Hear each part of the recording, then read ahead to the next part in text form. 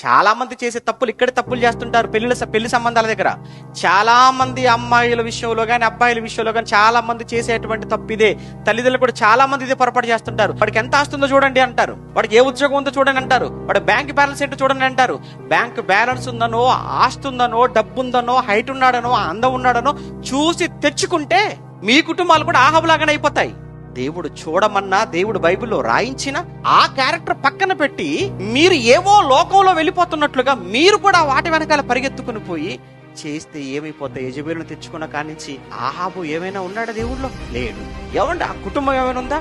లేదు. రాజు చెడిపోయాడు, రాజ్యము కూడా ఏమైపోయింది? చెడిపోయింది. అంటే యెజెబెలు ఆహాబు జీవితంలోకి వచ్చినప్పటి నుంచి ఆహాబుకు మనశ్శాంతి లేదు.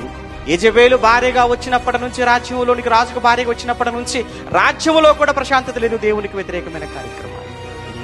వీటికి కారణం ఒక్క ఆహాబు యెజెబెలును తెచ్చుకోవటమేనా? అవును.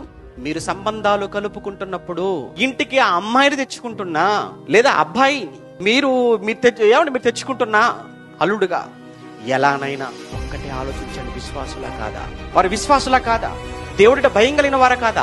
భక్తి కలిగిన వారా కారా? ఏమి లేకపోయినా పర్వాలేదని క్యారెక్టర్ ఉంటే బతుకగలడు, 10 మందికి బతికించగలడు, బ్రతుకుని ఇవ్వగలడు. క్యారెక్టర్ లేకుండా ఎంత ఆస్తులున్నా, ఎంత బ్యాంక్ బ్యాలెన్స్ ఉన్నా, ఎంత బంగారం ఉన్నా, ఎంతకాలం ఉన్నా, ఎన్ని పోగొట్టుకోవడానికి ఎంతకాలం పట్టదు. అందుకే మీ సాంగత్యం ఎవరితో కలుపుకుంటున్న మీ బంధాలను అది దయచేసి బైబిల్ వెలుగులో, వాక్యపు వెలుగులో ఒక్కసారి మిమ్మల్ని మీరుగా పరీక్షించుకుంటారని చెప్తున్నాను.